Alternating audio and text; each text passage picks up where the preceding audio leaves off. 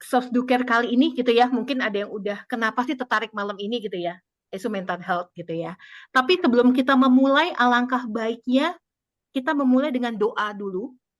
Saya yakin dan percaya doa udah dilakukan dari tadi pagi gitu ya, sebelum kita bangun di hari ini. Cuman nggak apa-apa ya, kita sering-sering berdoa, kita repeat lagi doanya. Kita minta Kak Mega untuk membantu doa pembuka untuk malam hari ini. Semoga sesinya lancar dan bisa bermanfaat buat banyak orang. Silakan Kak Mega untuk memimpin doa pembukanya. Oke, makasih Kak Iren. Ya. Yuk Bapak Ibu, mari kita mulai sesi ini dengan doa.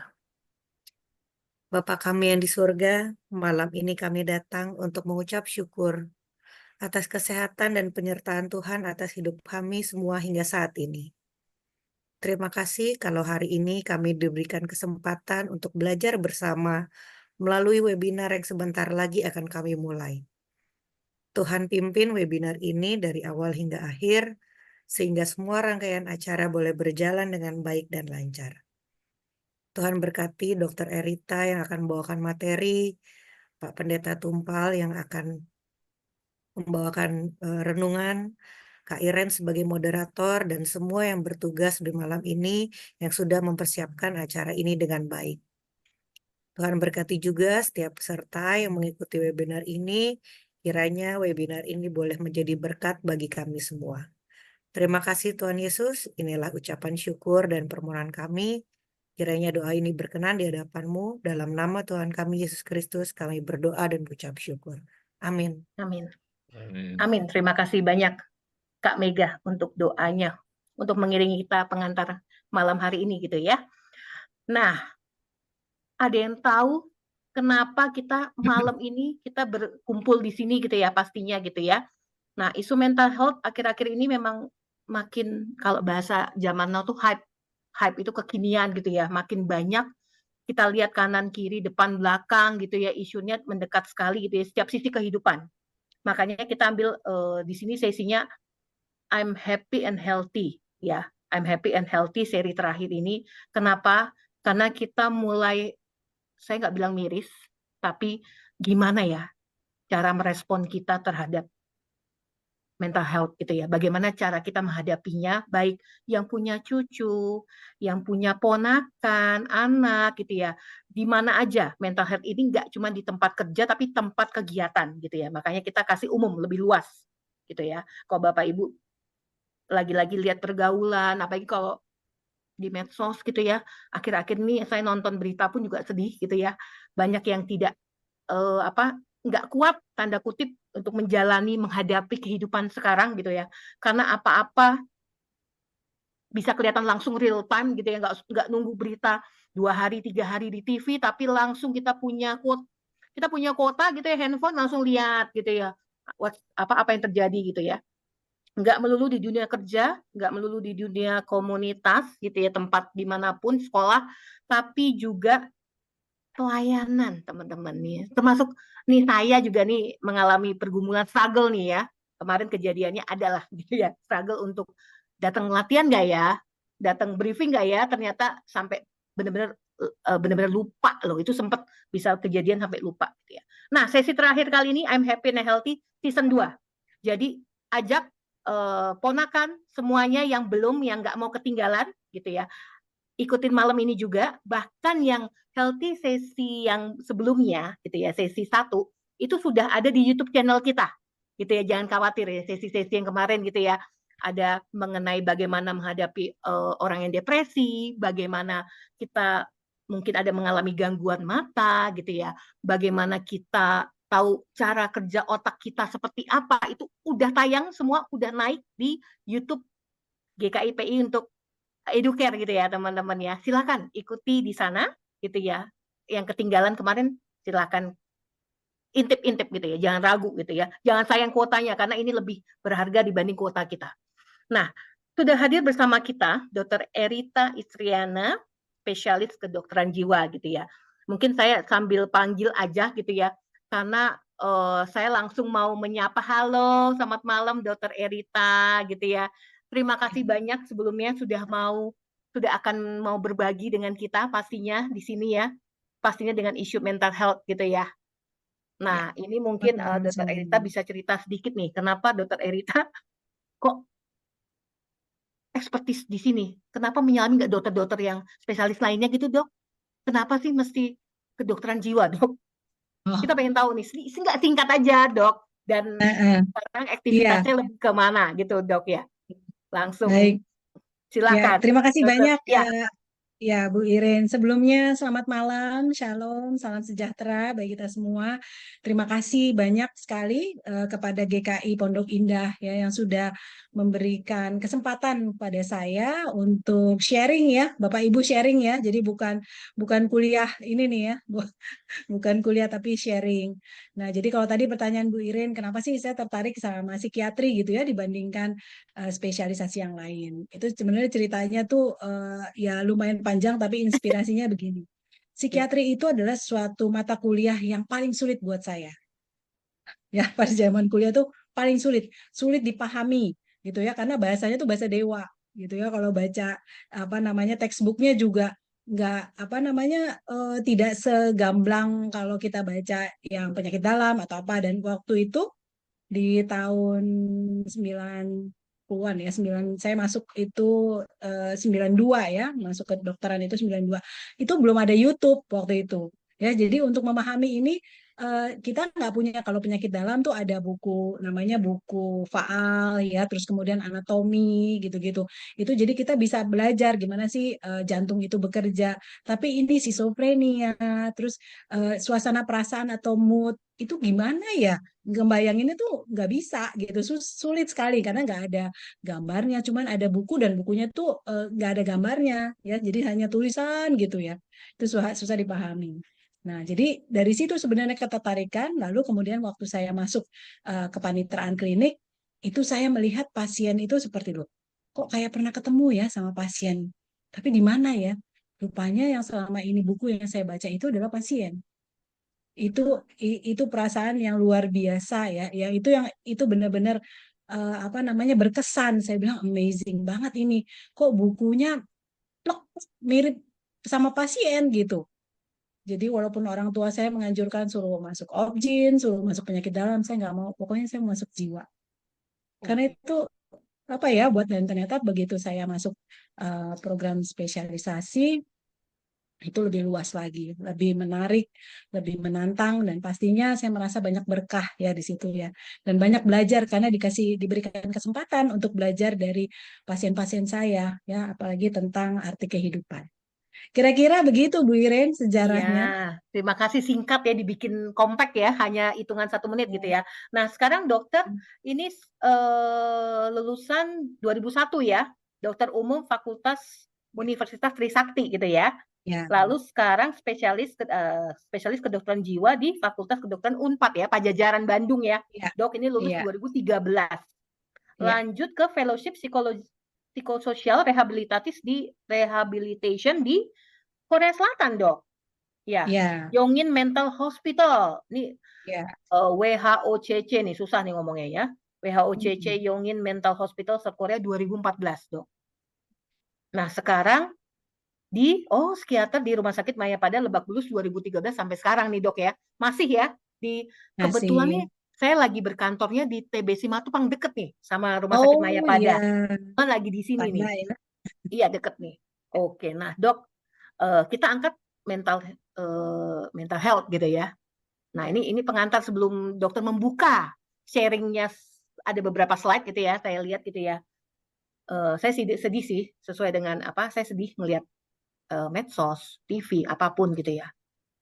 Ya, bagaimana orang bisa, saya sih nyebutnya overwhelmed, tapi mungkin ada yang burn out ya, overwhelmed, kelelahan bekerja, bangun pagi, rumahnya di Cibinong gitu misalnya, atau rumahnya di mana gitu ya, di Depok, mesti kerjanya ke Sudirman, dengan komuternya, dengan kelelahannya, harus meninggalkan keluarga dan lain-lainnya, mesti perform mesti produktivitasnya tetap terjaga.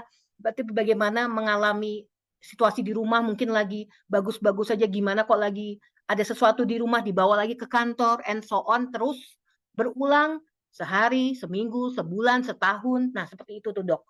Ya mungkin udah banyak ya kayak gitu ya. Itu mungkin pengantar ya, Dok, ya. Nah, itu gimana untuk awal ini kita pengen tahu nih sharing-sharing-nya dari Bu Dokter nih pastinya. Silakan Bu Dokter untuk memulai mungkin pembuka dan pemaparannya. Ya, baik. Terima kasih sebelumnya saya izin share screen dulu.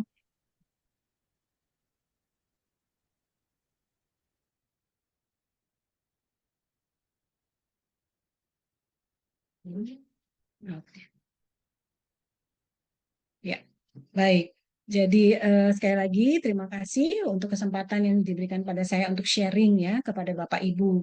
Jadi kemarin kita sepakat untuk memberikan ini ya materi ini tadi Bu Irin sudah memberikan pembukanya ya bahwa kok udah jadi mental issue ya at workplace. Jadi ini kita hubungkan dengan burnout ya. Burnout ini adalah sesuatu yang sering sekali dirasakan gitu ya, tetapi orang tidak sadar bahwa dia sudah masuk ke dalam fase ini burnout. Nah, jadi kalau kita lihat dari WHO ya, dari apa namanya Badan Kesehatan Dunia itu menyatakan bahwa hampir 60% nih dari populasi dunia itu bekerja ya. Jadi sekali lagi istilah bekerja itu tidak hanya di kantor ya. Orang berpikir oh dia kerjanya di mana? Di kantor, karyawan apa? Padahal bekerja itu sekarang lebih luas lagi nih ya. Ruang kerja itu juga berevolusi ya. Jadi makin luas apalagi kemarin pengalaman kita pandemi ya. Jadi ada digital workplace juga. Kemudian di rumah tangga, ya itu yang harus diperhatikan yang kadang-kadang orang nggak paham nih ya bahwa ibu rumah tangga itu juga bekerja loh. Bahkan ini pekerjaan yang paling berat ya, 24 jam. Bukan lagi 9 to 5 ya, tetapi mulai dari 5 to 5 mungkin ya 24 jam. Sekolah juga begitu ya.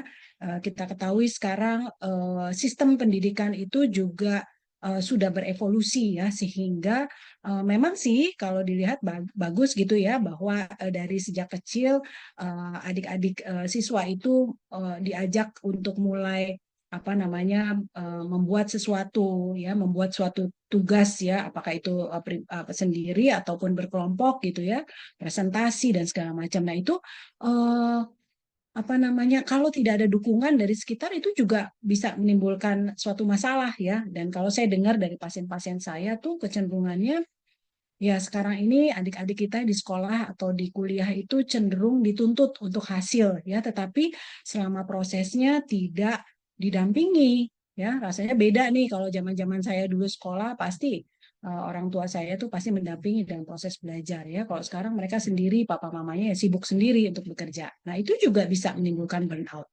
Jadi kalau kita apa namanya ambil kesimpulan burnout itu sebenarnya apa sih? Burnout itu adalah sindrom ya. Sindrom itu adalah kumpulan gejala. Nah, yang diakibatkan oleh apa? Yang diakibatkan karena stres kerja yang berat ya. Nah, ini bisa menimbulkan masalah kesehatan mental. Nah, kalau untuk sekedar informasi ya bahwa gangguan mental di Indonesia itu makin hari ya itu makin bertambah. Ini tahun 2021 ya, belum lagi diupdate yang sekarang. 2021 itu 9,8 ya. Jadi peningkatan prevalensinya itu menjadi 9,8 dengan angka depresinya 6,6 ya 6,6%. Itu kalau dibandingkan dengan penduduk Indonesia yang hampir 240 juta sekian gitu ya, itu pasti angkanya besar sekali.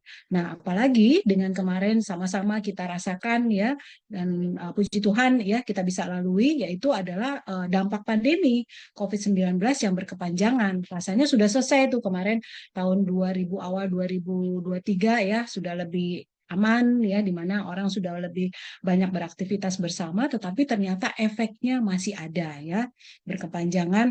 Jadi banyak juga pasien-pasien yang baru mengeluhkan apa namanya efek daripada pandemi COVID itu sendiri. Nah, pada kesempatan ini saya akan membahas tentang 4 hal ini ya, kaitan apa tadi definisi burnout, kemudian apa penyebabnya, gejalanya, kemudian bagaimana cara mengatasi burnout di tempat kerja. Nah, terkait dengan definisinya adalah kondisi kelelahan Ya, kelelahannya itu bukan hanya fisik, tetapi juga emosional, ya, dan mental. Karena apa? Karena stres yang berlebihan dan berkepanjangan. Jadi kalau tadi Bu Iren bilang, oh, capek ya, mesti dari mana? Dari Cibubur, dari sekeliling Jakarta, terus menuju Jakarta itu setiap hari dilakukan gitu ya. Nah, apakah itu sudah menyebabkan burnout? Nanti kita lihat ya, bagaimana kriterianya kalau itu dibilang atau dikatakan sampai burnout ya. Yang pasti stresnya itu berlebihan dan berkepanjangan. Nah, itu juga nanti kita belajar bagaimana kaitannya dengan konsep stres ya. Karena stres itu bukan suatu yang negatif saja ya. Jadi kita itu termotivasi, kita punya prestasi, itu juga sebenarnya bagian dari stres, tapi yang stres ya, stres yang memotivasi, bukan distress yang akhirnya menyebabkan gangguan-gangguan.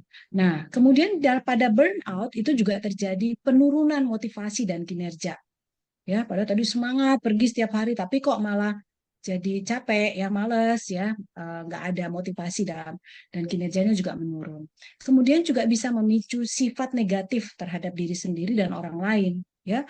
Jadi sifat-sifat yang misalnya mudah marah, mudah tersinggung, ya kaitannya tadi ya dengan emosional tadi, kelelahan emosional itu bisa timbul.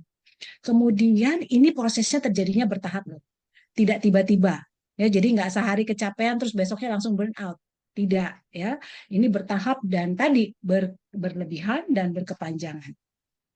Nah, kemudian efek negatifnya itu hampir ya bisa meliputi segala aspek kehidupan ya. Jadi yang orang yang mengalami burnout itu bukan cuma merasakannya sendiri, orang sekitarnya pun juga bisa terpengaruh ya, terutama di rumah tangga. Makanya bisa tuh ya, rumah tangga bisa ribut gara-gara misalnya salah satu anggota keluarganya mengalami burnout ya. Kemudian juga berpengaruh ya kepada aspek pekerjaan tadi yang jadi motivasinya menurun, kinerjanya juga menurun, ya. Hubungan sosial juga begitu. Yang biasanya nih ya, misalnya Ibu Iren tuh wah kalau apa rame gitu ya, kok tiba-tiba jadi diem gitu ya. Yang biasanya kalau bertemu orang menyapa, kok jadi sekarang kayak menjauh ya, kayak menarik diri gitu. Nah, itu juga merupakan efek negatif yang bisa timbul karena burnout. Nah, pastinya burnout itu karena adanya keseimbangan antara pekerjaan dan kehidupan pribadi yang terganggu, ya. Nah, kemungkinan itu juga akan berkembang, bisa menjadi gangguan depresi dan kecemasan. Nah, inilah ya salah satu gangguan kesehatan mental yang bisa terjadi akibat burnout. Jadi, burnout itu tadi ya sekali lagi dia masih kumpulan gejala, belum sampai misalnya terjadi gangguan ya, gangguan mental. Tapi itu proses ya, karena semua gangguan mental itu tidak terjadi secara tiba-tiba. Itu adalah suatu proses yang bertahap, tetapi kadang-kadang yang mengalami tidak menyadari bahwa dia sudah masuk dalam proses itu. Nah, jadi ini kalau secara singkat ya, tadi kalau menurut Baran and Garenberg itu bahwa yang namanya burnout itu tadi sekali lagi berupa kelelahan fisik, kelelahan emosional, ya, kelelahan apa namanya sikap, ya. Jadi ini yang akhirnya bisa menyebabkan penurunan atau kinerja tadi pekerjaan dan juga disebabkan oleh stres kerja yang intens dan lama. Nah, jadi apa sih penyebabnya? Ya, kalau kita bicara tentang burnout atau apapun ya yang terkait dengan gangguan pada kesehatan mental, itu merupakan suatu yang kompleks. Ya, bukan karena oh kemarin pekerjaannya dinilai jelek oleh atasan terus besoknya langsung burnout atau besoknya langsung terjadi depresi atau gangguan yang lain, ya. Jadi itu merupakan suatu hal penyebabnya komprehensif, ya. Jadi yang pertama kalau kita bilangnya biopsikososial, ya, secara biologis. Jadi memang sudah ada kerentanan pada seorang individu untuk mengalami suatu gangguan pada kesehatan mentalnya, ya. Jadi kok bisa nih kerjanya sama gitu ya, bebannya sama, jauhnya sama gitu. Tapi kok yang satu ya oke-oke aja, sementara yang satu kok jatuh dalam posisi burnout atau lebih lanjut bisa mengalami gangguan mental. Nah, itu pertama adalah kaitannya dengan faktor biologisnya, ya. Bagaimana seseorang itu secara genetik apakah dia ada kerentanan? Sebagai contoh, ya, mungkin orang tuanya memang sudah ada yang mengalami gangguan terkait dengan kesehatan mental. Ya, jadi itu ada yang dibilang, oh ini ada turunannya. Ya memang sih itu juga berpengaruh. Walaupun di dalam teorinya, di dalam literatur bahwa faktor gen itu sebenarnya kecil sekali, ya. Tetapi yang nanti lebih berperan adalah faktor lingkungan, ya, yang itu mungkin juga jadi keprihatinan kita bersama, ya, kaitannya dengan masa-masa sekarang, ya. Apalagi kalau kita bicara tentang gen Z nih, ya. Nah, jadi secara genetik, kemudian secara biologi, artinya bahwa setiap orang itu selain dari faktor keturunan, dia juga mempunyai kerentanan masing-masing, gitu ya. Dan mungkin kalau ibu-ibu ingat pada waktu kehamilan, proses kehamilan, apa yang terjadi ya pada saat proses kehamilan, apakah ada masalah-masalah atau hambatan, ya, atau misalnya janinnya tidak berkembang atau segala macam, itu juga merupakan satu kerentanan atau faktor resiko yang menyebabkan seseorang itu rentan untuk terjadinya gangguan kesehatan mental, ya. Nah, kemudian ini juga yang paling penting, environment, ya. Jadi lingkungan, ya. Lingkungan itu tidak hanya lingkungan di luar, tetapi terutama di dalam rumah, ya, kaitannya dengan pola asuh. Itu juga pengaruh, ya. Jadi hal-hal atau pengalaman-pengalaman trauma yang dialami itu juga merupakan satu faktor risiko, ya. Mungkin itu kita tidak sadari, ya, bahwa selama perjalanan kehidupan, ya, ada hal-hal yang mungkin tanpa sengaja orang tua terapkan atau katakan, ya, yang itu membuat seorang merasa tidak nyaman atau tidak diberikan kesempatan untuk mengekspresikan perasaannya. Kan sering, ya, ada beberapa budaya yang mengatakan bahwa misalnya anak laki-laki nggak boleh nangis, gitu ya, anak laki-laki nggak boleh cengeng misalnya, ya. Padahal tadi anak laki juga punya perasaan, ya.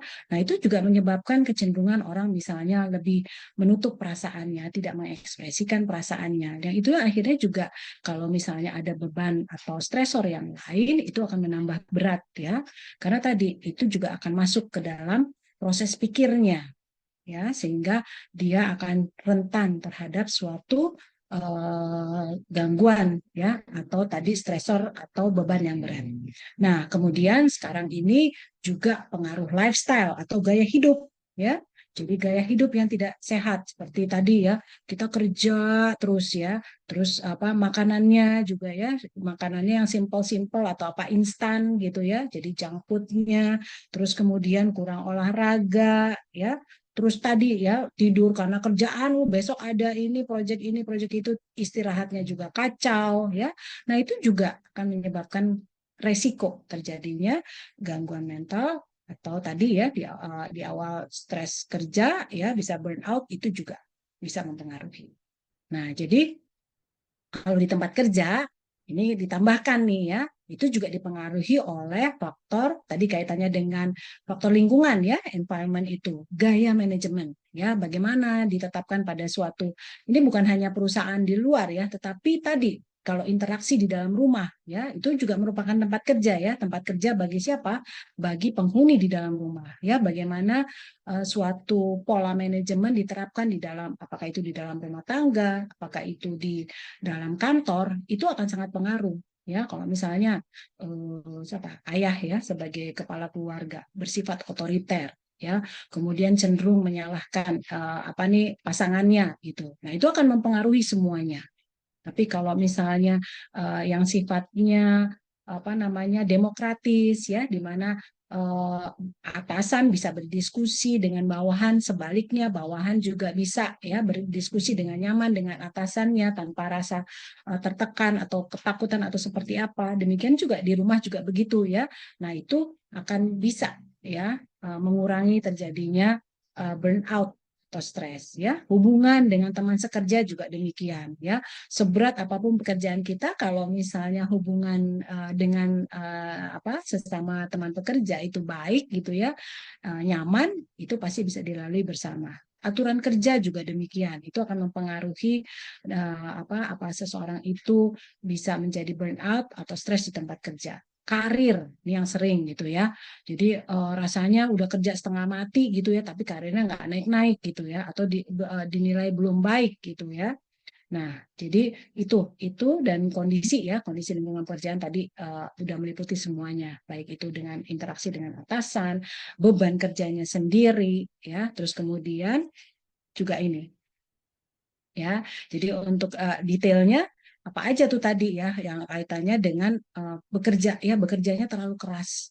Nah, bekerja terlalu keras itu kadang-kadang bukan karena bebannya, tetapi karena obsesinya ya. Jadi, saya kalau supaya sukses nih, saya harus kerjain nih ya, target saya harus lebih banyak daripada yang lain. Nah, jadi tanpa sadar itu justru menambah beban kerja jadi berlebihan ya. Karena apa? Karena fokus sama pekerjaannya, jadi lupa sama kehidupan personal dan kesehatannya pasti. Ya tadi kan fokus terus dari pagi sampai malam kerja lagi, sampai di rumah juga boro-boro ya mau istirahat, boro-boro mau komunikasi dengan orang rumah, kerja lagi, kerja lagi. Akhirnya tadi ya kesehatannya terganggu, kemudian juga hubungan personalnya juga terganggu. Nah, yang kedua juga kemungkinan tidak mendapat apresiasi, ya rasanya udah kerja setengah mati, tapi kok nggak ada yang mengapresiasi. Misalnya tadi kenaikan jabatannya juga enggak, karirnya tidak berkembang, jadi frustrasi lama-lama dengan pekerjaannya. Ya, kalau orang udah frustrasi, udah nggak ada lagi tuh motivasi, rasanya justru nggak tertantang ya, dan mulai hilang-hilang tuh ya, menjauhkan diri dari tanggung jawab pekerjaannya. Jadi ini juga ya kaitan dengan lingkungan kerja, tadi dinamika disfungsional di tempat kerja ya, seperti intimidasi ya. Jadi orang tuh kalau udah mau naik apa jabatan atau karir tuh kecenderungannya mengintimidasi itu ya. Jadi yang kecil apa namanya misalnya menekan juniornya, terus kemudian mengagung-agungkan seniornya ya. Nah, jadi itu juga akhirnya merasa diremehkan atau diacuhkan ya. Jadi tidak kompeten ya. Jadi lama-lama juga merasa tidak berdaya, minder ya. Nah, akhirnya itu menyebabkan penurunan motivasi kerja ya. Jadi perubahan pola kerja juga mungkin Bapak Ibu semua merasakan, saya yakin ya, kaitannya dengan lifestyle new normal ya. Ini pasti ya di tahun 2020 ya, itu kita semua sama-sama merasakan ya bagaimana new normal, kehidupan yang dibilang normal ya, normal dengan pola yang baru ya, di mana semua tuh kita dipaksa ya untuk melakukan segala hal di dalam rumah ya. Jadi pekerjaan juga dari rumah ya, dan ini peran dari gadget ya, terus kemudian apa namanya semua ya, sosial media apa segala macam itu memang banyak sekali ya. Sampai tadi ya, karena masing-masing fokus dengan gadgetnya, ini juga menyebabkan yang dekat itu jauh ya, rasanya mendekatkan yang jauh tuh jadi dekat gitu. Nah, ini juga menyebabkan burnout ya, bisa menyebabkan kelelahan ya, karena tadi misalnya udah capek bekerja, ternyata pas mau apa namanya bicara atau berinteraksi semuanya udah sibuk sendiri ya. Jadi ini yang juga kita harus hati-hati, karena walaupun sepertinya pandemi sudah berakhir, tapi kayaknya masih nih ya, polanya ini masih dipertahankan nih.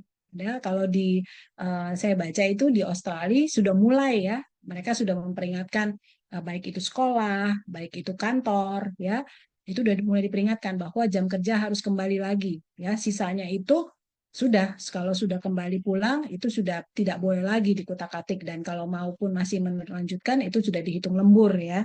Nah, di Indonesia belum tuh. Kita masih rapat-rapat malam-malam gitu ya. Nah, itu juga nanti bisa menimbulkan burnout atau stres pada tempat kerja. Nah, jadi gejalanya seperti apa sih? Tadi sekali lagi gejalanya tidak hanya emosional tapi fisik dan juga perilaku. Ya, kalau fisik ya, itu fisik tuh kaitannya dengan tubuh kita. Jadi kelelahannya tuh kronis. Apa sih kok capek terus gitu ya? Gak hilang-hilang padahal udah tidur, istirahat, tapi terus rasanya capek nih. Badan ini rasanya nggak nyaman ya. Nah, yang paling menonjol itu adalah insomnia atau gangguan tidur, ya, sulit tidur. Ya, sulit tidur atau sebaliknya, ada yang namanya hipersomnia. Kok jadinya pengen tidur terus ya? Gitu ya. Sering sakit kepala, nyeri otot ya, masalah pencernaan juga, kekebalan tubuh dan lain. Nanti kita lihat ya bagaimana sih mekanismenya kok ini bisa terjadi demikian ya pada tubuh kita, efeknya gimana tuh kok orang beban pekerjaan kok jadi efeknya ke tubuh gitu ya. Nanti kita lihat bersama. Kemudian kalau dari gejala emosional itu jadi mudah tersinggung ya, Oh, tadi yang kita kenal Bu Irin tuh orangnya ramah, ceria gitu. Kok sekarang jadi gampang ini ya, sensi ya gitu ya. Atau yang tadinya semangat kok jadi kehilangan motivasi ya, merasa terkuras secara emosional. Kok saya udah kerja gini-gini ya gitu ya, jadi kesel gitu ya bawaannya. Frustrasinya juga meningkat. Kemudian juga jadi tadi ya, melihat pekerjaan itu jadi negatif ya, terhadap tanggung jawabnya juga jadi kurang. Nah, kalau perilaku gimana? Nah, makan minumnya nih bisa berlebihan, bisa kurang gitu ya. Jadi ada yang sama sekali nggak pengen makan karena terlalu fokus sama pekerjaannya. Atau sebaliknya tadi ya, untuk mengurangi kecemasan ya atau tadi pikiran yang berat itu pelariannya ke makanan ya.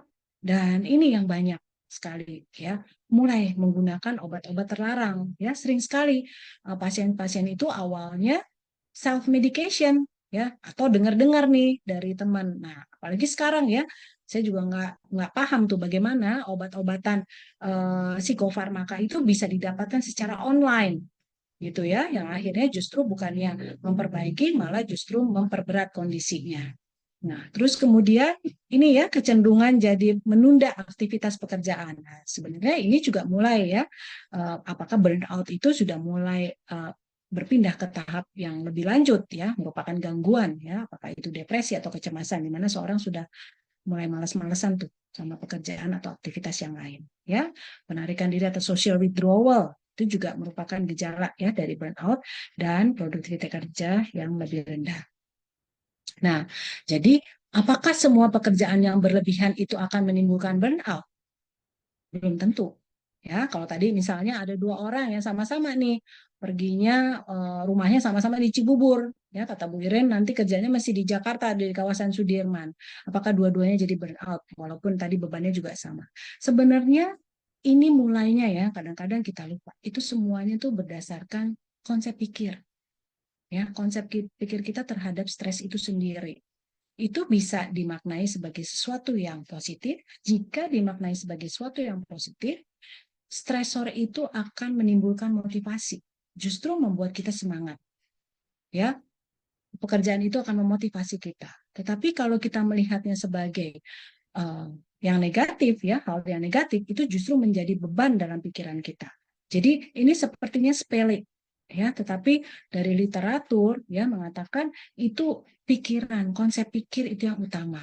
Ya, kalau kita mungkin kita bisa bandingkan, kita orang kantoran nih, ya setiap hari kerja ya puji Tuhan ya masih bisa naik kendaraan, kalau nggak naik kendaraan sendiri kendaraan umum ya. Ada orang-orang yang untuk naik kendaraan umum aja nggak ada gitu. Tapi karena dia punya konsep pikir yang positif bisa ya sudahlah kalau gitu saya jalan aja gitu toh nyampe juga gitu walaupun capek. Nah, ya sementara ini yang naik mobil udah kelelahan, aduh aduh jauh banget gini. Dari mulai awal itu udah mulai dengan pikiran negatifnya. Ya, jadi pikiran itu akan mempengaruhi semuanya dari mulai perasaan kita ya, suasana perasaan kita, kemudian perilaku kita, termasuk kerja organ tubuh kita. Ya, jadi the power of mind, hati-hati dengan itu. Ya, jadi kemana kekuatan itu akan pergi itu kita yang mengendalikan, mau ke positif atau mau negatif. Nah, jadi bagaimana pikiran seseorang itu menyebabkan pada akhirnya menyebabkan masalah pada kesehatan mentalnya. Apakah itu baru yang sedikit-sedikit ya, baru burnout itu baru sedikit-sedikit ya. Nah, kemudian apakah itu akan berlanjut menjadi gangguan kesehatan mental ya? Mungkin saya bisa jelaskan sedikit, ini hanya superficial saja ya. Jadi kalau misalnya seseorang itu mengalami mendapatkan stres ya, stresor itu sesuatu yang biasa sebenarnya, tapi dia punya konsep pikir misalnya yang negatif, sehingga akhirnya itu menjadi beban dalam pikirannya. Apa yang terjadi? Yang terjadi adalah itu akan mempengaruhi semua sistem di dalam tubuh. Ya, jadi pertama yang kena itu adalah sistem imun. Mungkin sudah merasakan sendiri atau punya pengalaman dengan keluarga ya. Jadi kalau misalnya kita sering bilang gitu, kenapa sih dia sakit-sakitan? Iya, soalnya kepikiran tuh pekerjaannya, aduh dia kecapean gitu ya. Karena kalau misalnya lelah, ya, jadi itu akan masuk ke dalam sistem itu yang kita sebut sebagai HPA aksis ya, hipotalamus, ya, kelenjar pituitary atau hipofise dan kelenjar adrenal. Ya, jadi sebenarnya semua yang kita rasakan dalam kehidupan ini itu otomatis akan terjadi semua sesuai dengan kondisinya. Maksudnya gini, kalau kita mendapatkan sesuatu yang membahagiakan, ya, contoh kita dapat hadiah gitu ya, itu otomatis kita akan merasa nyaman, kita akan pikiran kita jadi tenang, ya, perasaan kita senang, perilaku kita juga menunjukkan keceriaan, misalnya gitu, dan itu direspon oleh tubuh kita, tidur enak, makan enak gitu ya. Atau sebaliknya, misalnya kita sedang mendapatkan musibah, automatically itu nggak usah disuruh ya, kok tiba-tiba nangis ya, teringat itu ya. Terus atau kita menghadapi suatu tantangan, oh besok ada ujian nih, atau oh besok saya mau apa namanya ada apa peningkatan karir nih, ada challenge-nya ya, itu otomatis ya adrenalin kita akan bekerja gitu. Nah, tetapi kalau misalnya itu beban-beban atau stresor-stresor tadi menumpuk, ya, karena setiap hari kita tumpuk dan tadi tidak ada saluran untuk bicara, ya, kita cenderung memendam semuanya. Nah, itu ini mekanisme itu nggak jalan, ya, di mekanisme dari HPA aksis ini nggak jalan. Ya, akhirnya apa? Pertama sistem imunnya. Jadi kok yang biasanya mungkin sudah punya komorbiditas ya, oh ada memang punya asma, punya darah tinggi ya, atau punya penyakit metabolik yang lain. Nah, itu mulai itu ya, dengan sistem imun yang menurun, dia juga akhirnya gula darahnya kok udah minum obat tapi kok masih tinggi juga ya. Padahal saya udah ngikutin dokter nih, ya, udah minum obat hipertensi saya tapi kok masih tinggi juga gitu, ya. Udah minum obat sakit kepala masih begini juga, atau yang sering tuh ya, bolak-balik penyakit dalam karena kaitan dengan GERD, ya, katanya nih lambungnya sakit terus tapi nggak sembuh-sembuh. Nah, itu juga pengaruh dari tadi ya stresor atau apa namanya stres yang bertumpuk, ya, itu juga akan mempengaruhi tadi sistem saraf kita yang akhirnya tadi ya mudah sekali nih mengalami gangguan kecemasan, gangguan depresi, atau tadi ya gangguan tidur, karena dia akan mempengaruhi sistem neurotransmitter atau sistem zat kimia yang ada di otak kita yang akan menstabilkan sistem di dalam tubuh kita. Ya, jadi itu juga akan mempengaruhi ini terjadinya mudah sekali terinfeksi. Ya, kaitannya dengan sistem imun itu kan jadi mudah. Ya, contoh aja, kalau zaman dulu tuh dibilang orang sakit TBC itu apa namanya karena orang susah gitu ya. Padahal bukan orang susah, pikirannya yang susah.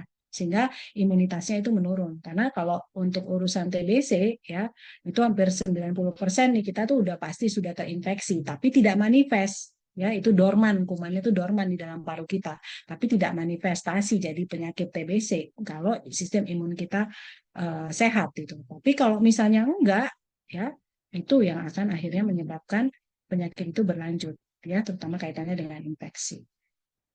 Nah, jadi tidak bisa dilepaskan ya bahwa pikiran kita itu akan direspon oleh perasaan kita, akan direspon oleh tubuh kita dan akan menyebabkan perilaku, ya. Perilaku yang keluar itu adalah dari pikiran kita. Contohnya di sini ya.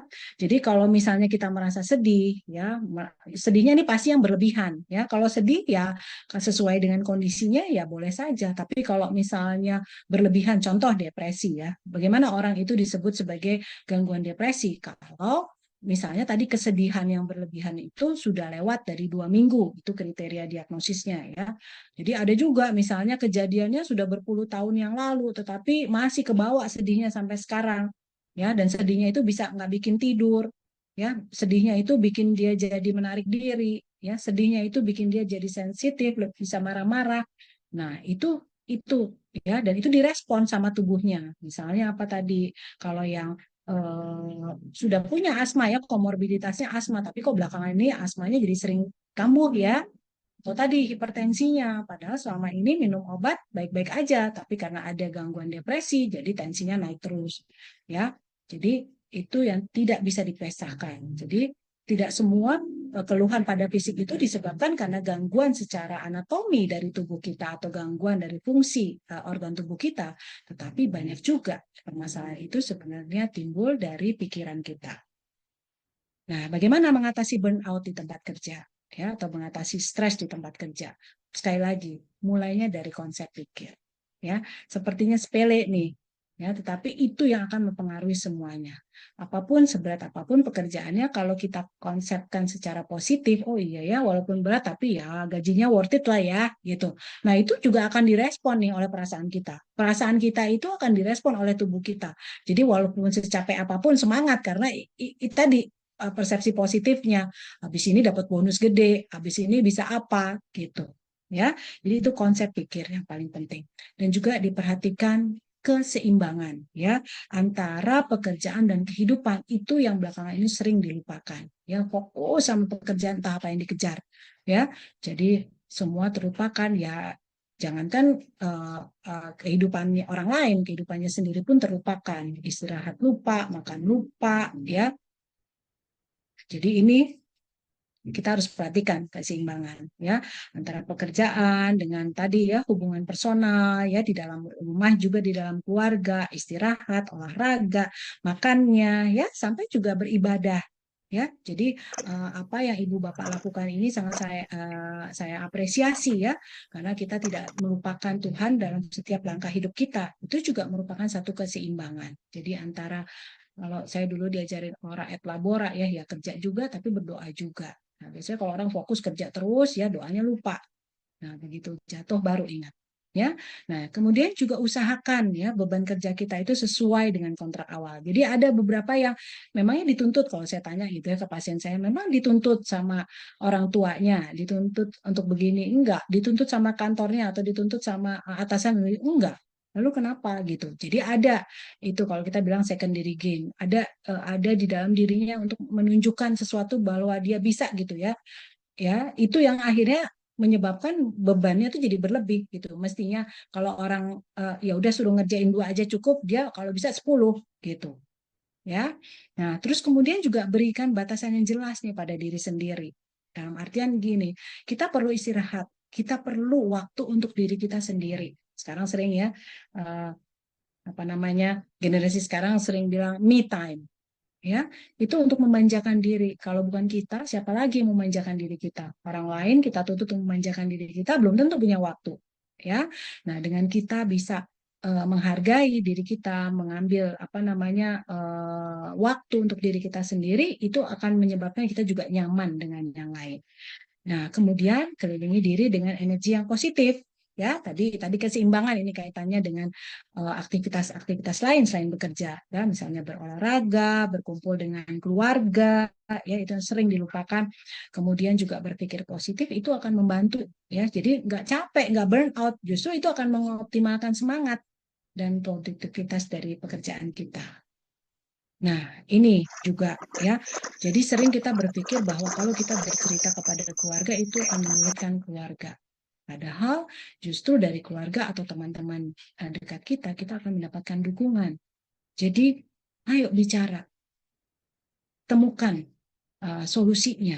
Tapi bagaimana orang mengetahui masalah kita kalau kita diam? Atau yang sering terjadi itu covering, ya. Jadi pura-pura bahagia. Jadi orang suka kaget-kaget gitu ya.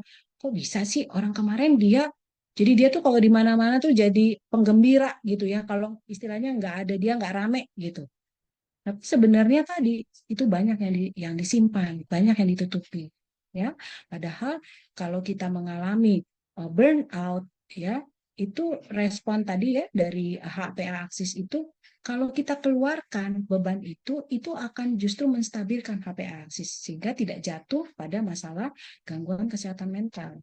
Ya, jadi bicara itu bukan hanya kita cari solusi, tetapi minimal kita buang sampah, minimal kita ventilasi, minimal kita mengurangi beban terhadap sistem HPA aksis itu, sehingga tidak berimbas ya, baik secara fisik, mental emosional maupun perilaku kita. Nah, jadi ini juga ya yang bisa kita lakukan secara sederhana tuh relaksasi ya. Relaksasi itu nggak perlu tempat yang khusus ya, bahkan pada waktu kita bekerja cukup 2-3 menit ya kita lakukan itu, dan kemudian fokus pada hal-hal yang menyenangkan ya. Jadi kalau teknik relaksasi ini dilakukan dengan baik, itu juga akan membuat rileks ya. Tadi otot-otot yang menegang atau pikiran-pikiran yang berat ya, pastinya dengan pikiran yang positif ya. Nah, kalau masalah itu kita udah coba nih dengan relaksasi, dengan bicara sama teman, keluarga, tapi juga kok nggak selesai ya, rasa rasa itu nggak nyaman tuh terus aja ngikut ya. Ya itu waktunya ya kita mulai mencari pertolongan ya. Pastinya pertolongannya itu dengan ahlinya ya. Jadi jangan sampai kita justru menyelesaikan itu dengan menambah masalah baru. Ini yang sering terjadi ya. Jadi justru masalah itu di-share ke medsos, kemudian mendapat respon negatif. Nah, itu malah jadi sumber masalah yang baru ya, malah jadi tadinya burnout terus malah jadi depresi, malah gangguan yang selanjutnya ya. Karena dengan konseling dengan ahlinya, Ibu dan Bapak bisa mendapatkan support ya, mendapatkan dukungan, mendapatkan pemecahan, saran ya, atau tuntunan sehingga bisa menyelesaikan masalahnya dengan baik. Ya, demikian kira-kira yang saya bisa sampaikan. Semoga sesuai dengan harapan Bapak Ibu. Dan kemudian kalau kita mau berdiskusi, monggo. Ya, terima kasih Bu Iren. Saya kembalikan pada Bu Iren. Terima kasih Bu Dokter Erita nih. Wah, ini singkat, padat. Nggak singkat sih ya, tapi padat juga ya. Banyak nih materinya ya tadi ya, informasinya ya. Mungkin kita langsung aja supaya berusaha untuk ke cover semua gitu ya tadi. Ada pertanyaan langsung nih dari Pak Gunawan nih, Bu Dokter Erita. Ya. Jadi mungkin Pak Gunawan mau langsung bertanya ke Bu Dokter, silakan. Ini apa bedanya burnout dengan nervous breakdown? Wah, ini keren banget nih pertanyaannya Pak Gunawan. Ya. Nah, minta dijelaskan apa bedanya Ya. Dokter Erita? Burnout Iya. dan nervous breakdown. Iya, nah ini Pak, dengan sekarang nih ya Gen Z itu yang pegang semua kamus atau dictionary-nya kita nih ya. Jadi macam-macam itu ya apa istilah-istilahnya ya, ya apa mental healing apa segala macam gitu. Itu sebenarnya kalau kita tanyakan nih kan, saya sering juga ya dapat apa namanya pasien-pasien Gen Z gitu. Itu apa sih ini? Sebenarnya itu adalah sesuatu yang hampir sama Pak. Ya, cuman penyebutannya aja. Kalau tadi dibilang nervous breakdown ya Pak ya. Ya, Ya, itu kalau nervous itu kan sebenarnya kecemasan. Ya, kecemasan yang timbul gitu, yang timbulnya itu dirasakan secara berlebihan ya. Sebenarnya hampir sama dengan burnout. Jadi kalau burnout itu kan sama ya. Jadi apakah itu perasaan itu bisa tadi ya yang keluar, yang diekspresikan tuh bisa sedih, bisa cemas ya. Dalam artian pastinya berlebihan. Kalau sedih dan cemas itu suatu yang normal, tapi kalau berlebihan, nah itu bisa menimbulkan burnout. Tadi yang disebut dengan nervous breakdown itu juga salah satunya itu Pak yang dirasakan. Jadi kecemasannya itu berlebihan, yang itu bikin nggak nyaman. Gitu. Kira-kira begitu Pak Gunawan yang ya, bisa terima kasih. saya. Ada Iya, satu lagi, Dokter ya Erita. monggo, Di tempat kerja ada Mm-mm. teman-teman saya, teman sekerja itu yang miss the deadline gitu. Mm-mm. Eh, kan kantor saya itu mengurusi pendaftaran paten ya. Itu Mm-mm. ada timeline-nya yang harus dipenuhi begitu. Mm-mm. Nah, ada rekan-rekan yang nggak tahu apa burn out atau gimana, miss the deadline. Jadi Ya. merugikan klien dan merugikan kantor gitu. Eh, apakah itu bisa apa dihubungkan Diperbaiki. dengan burnout begitu, Iya, iya, miss the deadline gitu ya? Ya, iya, begitu Dokter iya. Erita. Baik, terima kasih Pak Gunawan. Ya, ini yang sering terjadi ya. Jadi dari pasien-pasien itu juga ya saya dapatkan pengalaman.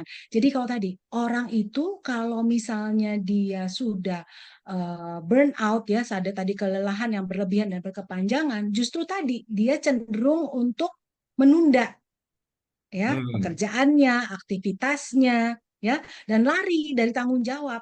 Itu sebenarnya sesuatu yang unconsciously mereka lakukan. Pastinya setiap orang yang bekerja itu pengen memenuhi ya, memenuhi apa tanggung jawabnya, memenuhi apa namanya kapasitasnya untuk bekerja gitu. Tetapi kok ini malah sebaliknya. Jadi cenderungnya menunda-nunda. Nah, menunda-nunda itu karena apa? Tadi sudah mulai lelah ya. Lelahnya Hmm. itu apakah jangan-jangan bukan sampai burnout aja nih, Pak. Sudah mulai masuk ke fase depresi. Mungkin sudah masuk karena depresi itu sendiri kan ada tingkatannya ya. Ya. Depresi ringan, sedang dan berat. Nah, baiknya kalau demikian, apalagi kalau misalnya banyak ya Pak yang begitu itu kan mempengaruhi kinerja dari perusahaan juga nih.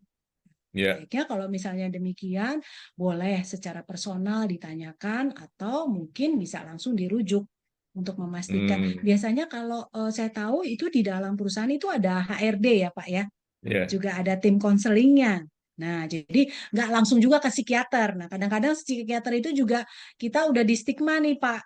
Hah? Hmm. Jadi kalau udah dikirim ke psikiater, aduh dok saya kan nggak gila ya dok, udah langsung begitu tuh udah ketakutan ya. Dan Gitu kalau ya. temen yang nggak paham tentang mental health, langsung juga itu jadi apa namanya didiskriminasi juga tuh, udah di label tuh, dia kan kemarin dikirim Pak Gunawan tuh ke psikiater tuh. Nah udah deh tuh ya makin dianya. Nah kalau kalau menurut saya baiknya dikonsulkan dulu kepada tim psikolog di dalam Pak, gitu Hmm. ya. Ya, ya. Kadang-kadang mungkin hambatannya apakah komunikasinya tidak berjalan dengan baik ya, tapi itu pasti ada reasonnya kenapa, gitu Pak. Ya. Ya, terima kasih dokter Rita. Sama-sama Pak Gunawan. Terima kasih Pak Gunawan buat 2 pertanyaannya gitu ya. Semoga bisa memberikan solusi buat temennya tuh ya. Jadi jangan stres, tapi ya udah kerjain satu-satu kali ya. Kalau udah miss deadline tuh biasanya worry tuh. Saya juga pernah kok miss deadline Pak Gunawan. Ini aja ada satu miss deadline juga nih saya nih. Cuman ya harus dihadapi gitu ya dokter ya. Maksud saya kita Iya. harus hadapi, berani menghadapi, dan bagaimana kalau bahasanya kantor itu kerjaan tuh ada mitigasinya. Maksudnya next-nya apa? What next gitu ya. Jangan kita terlalu berkutat di situ, kenapa saya gagal, kadang kan gitu ya. Ini saya Iya mengalami, benar. saya lagi bounce juga nih dok, to be honest ini Iya.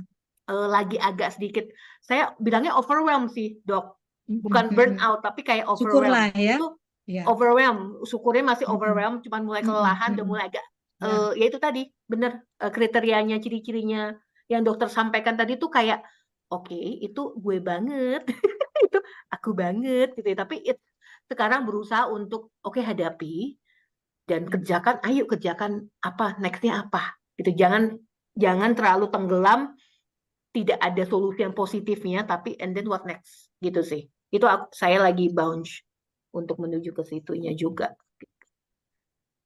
Oke, silakan Bapak, Ibu, Kakak, ada yang mau ditanyakan?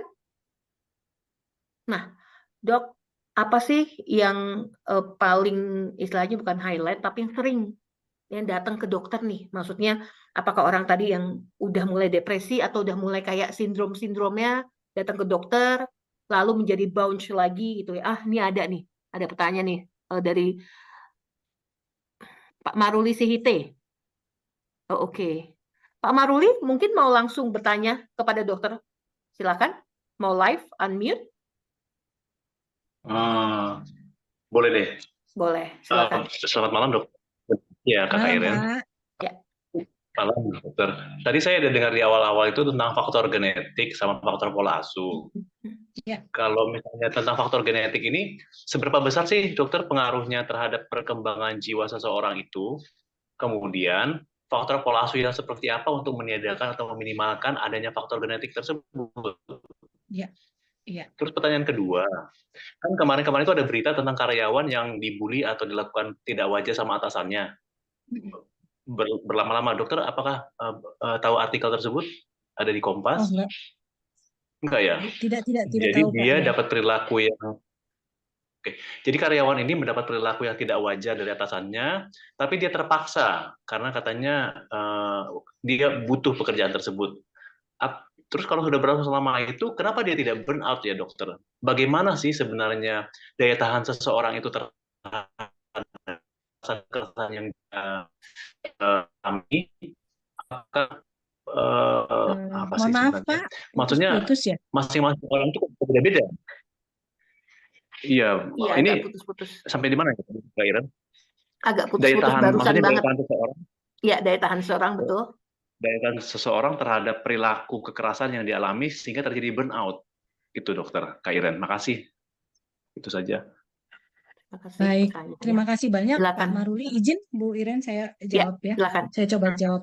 Nah, kalau tadi bagaimana peran dari faktor genetik ya dan juga pola asuh yang menyebabkan seorang itu jadi mengalami gangguan gitu ya, Pak Maruli ya.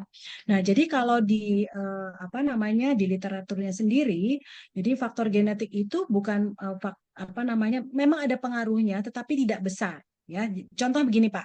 Jadi misalnya ada dua orang anak ya, kalau kalau kita ada apa namanya, kalau percobaan ilmiah tuh dari dua orang yang ini kembar identik gitu ya. Nah, mereka itu punya orang tua dengan misalnya riwayat skizofrenia. Itu skizofrenia adalah gangguan jiwa yang berat, ya. Jadi dua orang ini dipisahkan. Jadi si kembar ini dipisahkan. Yang satu dirawat oleh orang tuanya, yang satu dirawat oleh orang lain dalam artian yang sehat dengan situasi yang kondusif gitu ya, positif. Nah, jadi ternyata dari penelitian itu menunjukkan bahwa kan dua-duanya sama ya, lahir dari orang tua yang memiliki masalah mental, kesehatan mental. Tetapi begitu lingkungannya dirubah, yang tadi negatif, di mana dididik oleh atau diasuh oleh orang tuanya sendiri yang mempunyai gangguan mental, itu kecenderungan untuk terjadinya gangguan mental ternyata lebih besar. Sementara tadi yang diasuh oleh apa namanya lingkungan yang lebih kondusif itu tidak timbul, tidak manifest gitu. Ya, jadi di sini menunjukkan walaupun ada faktor genetik, tetapi kalau lingkungannya kondusif itu tidak akan terjadi. Gitu ya, karena apa? Kalau lingkungannya tidak kondusif, yang timbul adalah misalnya trauma. Ya, sering sekali pasien saya datang usia udah 40 tahun, ya 30 tahun, tapi itu traumanya udah pas waktu dia SD, waktu dia TK. Itu dalam sekali. Nah, jadi lingkungan yang menyebabkan ya trauma-trauma itu yang sebenarnya lebih besar pengaruhnya dibandingkan dengan faktor genetik sendiri. Jadi nggak harus selalu misalnya, oh dulu ibunya memang nih, ibunya dulu depresi. Tetapi tadi secara tidak langsung itu akan mempengaruhi pola asuhnya. Kenapa ibu itu depresi? Misalnya dia punya pengalaman atau trauma-trauma di kehidupan sebelumnya yang menyebabkan dia jatuh pada kondisi depresi. Nah, nggak sadar itu pula yang dia lakukan apa namanya caranya dia lakukan, dia terapkan kepada anak-anaknya ya, yang sering kelihatan tuh cemas ya. Jadi ibu-ibu yang pencemas gitu ya, itu akan cenderung memperlakukan anaknya itu dengan kecemasannya, akhirnya sama jadi anaknya juga jadi pencemas. Contoh gini, ini yang sering ya, kenapa anak-anak sekarang itu kecenderungannya kalau secara IQ ya, secara intelijen nggak usah dipertanyakan, anak sekarang tuh pandai-pandai ya. Tapi kalau secara EQ-nya nggak jalan nih, ya emotional quotient tuh nggak berjalan dengan lancar. Kenapa? Nggak sadar ya, orang tua itu hanya mempersiapkan mereka untuk berhasil. Jadi dituntut ya belajar ini, belajar ini, belajar ini. Tapi prosesnya tuh nggak ditemenin. Ya, jadi mereka tidak diajarkan juga atau tidak disiapkan untuk tadi gagal. Padahal untuk mencapai kesuksesan itu kan orang ya itu sesuatu yang wajar ya. Kadang kita di atas, kadang kita di bawah. Tapi pas waktu kita di bawah, kita tahu bahwa kita pernah di atas. Pada waktu kita di bawah, kita juga tahu kita bisa bangkit gitu. Jadi anak yang belajar, tadi kalau saya lihat ada entah cucunya, entah anaknya gitu ya, yang kecil-kecil itu ya. Jadi umur 1-3 tahun tuh kan udah mulai mengeksplor dunia luarnya. Nah kadang-kadang kita udah teriakin tuh dia mau jalan, kita bilang jangan gitu. Jadi dia nggak sempet jatuh. Padahal proses jatuh, ya jatuhnya jangan kelewatan dari lantai 3 ya, enggak ya. Jatuh tuh dia belajar bahwa oh kalau jatuh tuh sakit ya. Nggak usah dilarang. Dia akan menjaga dirinya automatically karena dia belajar oh jatuh tuh sakit. Tapi dia juga belajar juga oh kalau jatuh lagi juga nggak masalah karena kalau itu sakitnya cuma sebentar. Habis itu saya bisa bangun lagi. Nah kalau tadi pola asuhnya cenderung ya overprotective, jatuhnya nih nanti nih Pak, pas waktu dia umurnya 30, itu udah dianggap jatuh itu kiamat. Ya karena dia nggak pernah ngerasain jatuh tuh seperti apa, karena dijaga bener. Jangan sampai nih anak susah, jangan sampai anak ini merasakan. Padahal tadi orang senang, sedih, kecewa, ya itu suatu yang biasa dalam kehidupan. Asal tidak berlebihan, tidak berulang-ulang terus gitu ya. Jadi ya kalau sedih, ya kalau ada peristiwa yang menyedihkan ya nangis, kalau yang mengecewakan ya kesel. Tapi kalau sebaliknya hal yang menggembirakan dia juga bisa merasa senang gitu. Ya, jadi itu tadi kaitan genetik dengan pola asuh. Bagaimana? Walaupun tadi ada keturunannya, tetapi kalau pola asuh dan lingkungannya itu mendukung, ya itu nggak terjadi Pak. Jadi nggak usah khawatir gitu ya. Saya sering bilang sama pasien saya, yang terjadi itu adalah masalahnya orang tuamu, bukan kamu. Karena tadi pikirannya saya takut ya, sampai ada yang, aduh saya takut gini dok, soalnya ada yang pernah ya, kesian juga gitu ya. Jadi dia padahal kalau kita lihat penampilannya, aduh siapa yang nggak mau gitu ya, pasti banyak. Saya sampai bilang, Mas, kalau ini pasti banyak yang mau deh. Tapi dia bilang gitu, saya nggak mau dok, saya nggak mau menikah karena saya takut nanti kalau saya menikah saya akan jadi seperti ayah saya. Sama gitu yang perempuan juga, saya takut nanti kalau saya berlaku seperti ibu saya. Ya, jadi itu yang apa namanya? Jadi hubungan antara genetik dan pola asuh itu seperti itu. Lalu kedua tadi ada saya terus terang nggak baca itu ya Pak ya. Jadi kalau tadi kenapa dibully sama atasannya kok dia bisa tahan gitu ya? Nah, ini Pak yang kita sebut sebagai konsep pikir. Apa sih latar belakang dari pikiran? Karena saya sering ya, jadi apa namanya memang kita bekerja sama juga ya kaitan dengan asuransi, kita sering tuh ya mendapat pasien-pasien rujukan dari perusahaan ya. Itu kalau saya nggak perlu sebut lah ya, tapi itu memang ya suasana situasi kerjanya itu benar-benar ya kalau saya bilang kok bisa tahan gitu ya. Karena tadi ada semua orang itu punya alasan untuk bertahan. Ya, yang itu juga mempengaruhi konsep pikirnya. Melihat sesuatu yang mungkin kita lihat, aduh, kalau saya emang nggak kuat deh. Ya, karena kita sudah memikirkan sesuatu yang negatif. Kok mau ya dibully? Tapi tadi dia punya reason ya di belakangnya itu. Aduh, saya ya gimana kalau saya nggak kerja, orang di rumah nggak makan. Bagaimana nanti nasib keluarga saya? Ya, jadi itu cuman usaha untuk bertahan. Tetapi Pak, kalau dibilang kok dia bisa kuat, sebenarnya juga nggak kuat kalau bisa dilihat nanti itu jatuhnya itu jauh lebih berat ya dibandingkan kalau misalnya dari awal dia sudah berpikir secara jernih ya tadi dia juga berpikir positif bahwa oh pekerjaan tuh misalnya nggak cuma di sini aja ya masih ada lahan pekerjaan lain yang mungkin lebih kondusif gitu ya. Nah, itu akan merubah tadi dikaitkan daya tahan ini kan kadang ini benar-benar tahan apa ditahan-tahanin gitu loh Pak masalahnya. Ya, karena banyak mereka terpaksa dan akhirnya nah ini yang kita takutkan. Mereka ikut arus. Ya, jadi datang dengan pikiran positif bahwa saya bekerja begini ini semuanya kalau bisa dikatakan tanda kutip halal, itu jadinya ikut arus. Ya, sampai dia lupa nih apa tujuannya. Jadi daya tahan itu ya kita harus benar-benar lihat ya apakah itu benar-benar tahan atau ditahan-tahankan. Kira-kira gitu Pak. Iya Semoga dokter, bisa terima menjawab kasih. nih Pak Maruli atau ada tanggapan Pak Maruli? Iya, iya Kak Iren. Makasih dokter. Ya, Baik, terima kasih terima Pak Maruli. kasih. Oke, semoga lebih clear ya, lebih mencerahkan gitu ya, Pak Maruli ya. Oke, nah ini ada yang bertanya, tapi nggak apa-apa ya, ini saya sebutkan aja. Sebut saja bertanya Bunga, atau ini anonim gitu ya. Jadi tadi ada yang Ya. disebut tentang HPA, akses hubungan dengan depresi. Yang pertama, pertanyaannya ada beberapa nih dok. Apakah depresi dan anxiety itu bisa menyebabkan alergi atau inflamasi? Karena setelah didiagnosa depresi atau anxiety, ada mengalami produksi dahak atau lendir terus-menerus di tenggorokan. Namun, dokter alergi imunologi tidak menemukan kenapa. Lalu hasil tesnya pun juga tidak ditemukan tuh alergi atau inflamasi. Tapi sampai sekarang masih ada tuh belum sembuh, Dok. Nah, gimana tuh, Dok? Menarik nih, Dok. Iya. Nah, sebenarnya ini ya yang tadi kaitannya dengan apa aksis itu yang banyak sekali terjadi. Itu kita sebut sebagai somatoform.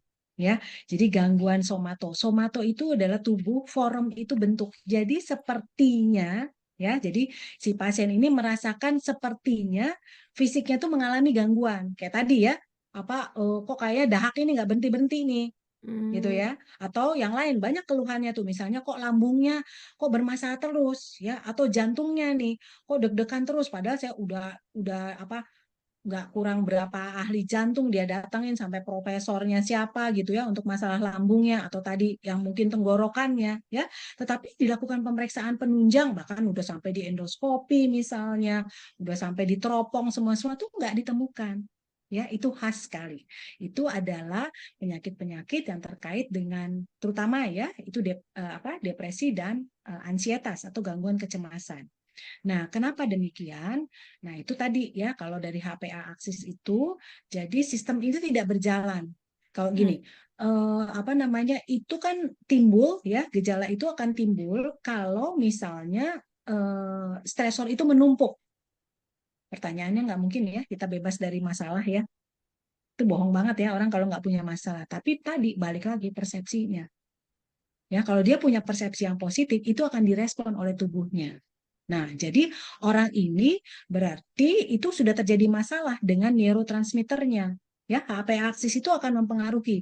Ujungnya adalah neurotransmitter. Jadi neurotransmitter itu adalah zat-zat kimia yang dihasilkan oleh sel-sel saraf kita. Nah, itu akan mempengaruhi ya apa yang kita pikirkan, kita rasakan, kita lakukan termasuk kinerja dari organ tubuh kita. Kalau tadi itu jelas, itu yang kita sebut sebagai somatoform. Nah, somatoform itu sendiri bentuknya macam-macam. Mungkin Bapak Ibu udah pernah dengar yang namanya gangguan hipokondriasis. Ya, jadi kalau hipokondrium itu sebenarnya posisinya itu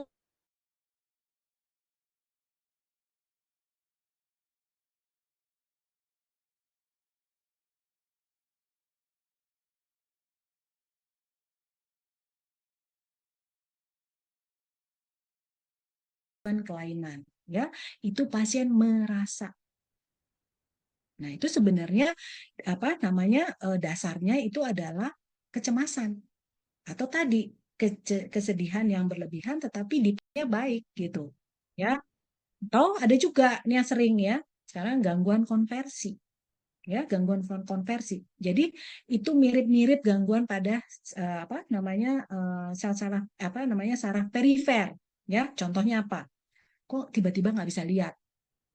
Ya, saya punya pasien itu dikonsulkan dari bagian mata. Ya, jadi seorang laki-laki 40 tahun nggak bisa lihat, itu sudah berjalan dua tahun belakangan itu penglihatannya terus menurun ya sampai akhirnya 2 bulan belakang tuh sama sekali nggak bisa lihat. Nah, dia periksa ya ke dokter mata, diperiksa sama dokternya tidak ada kelainan saraf mata, semuanya bagus, tapi pasien nggak bisa lihat. Ya, lalu dikonsulkan ke kita. Nah, ini ternyata gangguan konversi ya. Jadi ternyata si bapak ini dia seorang yang religius. Ya, dia tahu dia sangat kuat itu ya. Nah, jadi suatu saat dia berbuat sesuatu gitu ya yang dianggap itu melanggar aturan agama. Nah, itu terus dia konflik batin ya. Dia merasa cemas, gimana nih kalau istrinya tahu? Gimana nih nanti kalau orang-orang tahu kalau saya itu berbuat hal yang tidak baik gitu ya. Nah, jadi itu dikonversikan karena yang dia lihat itu masalahnya adalah dia melihat film porno gitu ya, gara-gara ada temannya yang lebih muda yang ngajak dia. Nah, itu konflik batin itu. Dia tahu itu nggak baik. Itu dosa kalau itu ajaran yang dia dapat ya dari kecil tuh nggak boleh nonton film seperti itu. Dia udah menikah ya. Jadi itu konflik buat dia ya. Jadi cemas, itu gangguan cemas ya. Jadi yang dikonversikan ke matanya. Ya sudah ketemu, kita berikan obat anti cemas. Sebulan bisa lihat. Terus dia bilang kenapa nggak dari kemarin ya? Padahal istrinya udah nangis-nangis, pekerjaannya nggak ada ya, jadi dia tulang punggung keluarga. Nah seperti itu. Atau tampaknya seperti kejang, tetapi setelah dilakukan EEG nggak ada tuh spike-spike yang bikin dia kejang. Ya, tapi benar pasiennya seperti kejang. Nah ternyata kecemasan. Atau tiba-tiba lumpuh mendadak, ya nggak bisa jalan.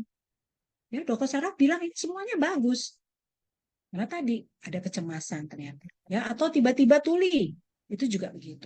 Ya, gangguan konversi. Aduh, Ya, banyak jadi banget ya dampaknya ya, Dok ya. iya, jadi Banyak banget tidak tuh. ada secara fisik nggak ada, tetapi itu adalah respon tubuh kita. Jadi ingat, pikiran, perasaan sama tubuh kita tuh nyambung, nggak bisa dipisahkan. Ya. Gitu. Jadi itu yang kita sebut sebagai reaksi dari aktifnya sistem saraf otonom. Sistem saraf yang tidak bisa kita kendalikan itu akan automatically bekerja begitu pikiran kita terbebani. Jadi nggak bisa bohong tuh. ya. Oke, Saya kira menarik banget demikian. nih dok. Nih kayaknya Ya. sesinya masih to be continue nanti. Dok, ini ada lagi nih dari Kak Sheila Parhusip. Mau tanya langsung Kak Sheila ada di sini? Ya, Apa mau itu langsung? ada Bu Evi juga ya, udah Iya, resen. di sini ada Bu Evi juga nih. Baik, Di sini urutannya saya bantu ya. Saya bantu ya, bacakan ya Kak Sheila. Oh, silakan. oke Mbak. Bu Evi, sebentar ya Bu Evi. Bentar lagi.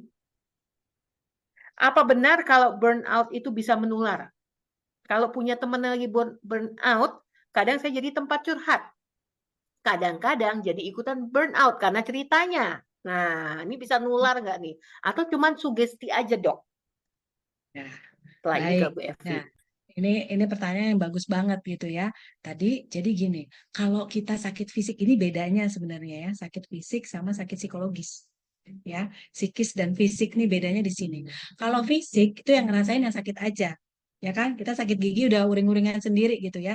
Tapi kalau misalnya kita sudah mulai gangguan depresi, yang ringan aja deh, burnout jangan sampai gangguan ya.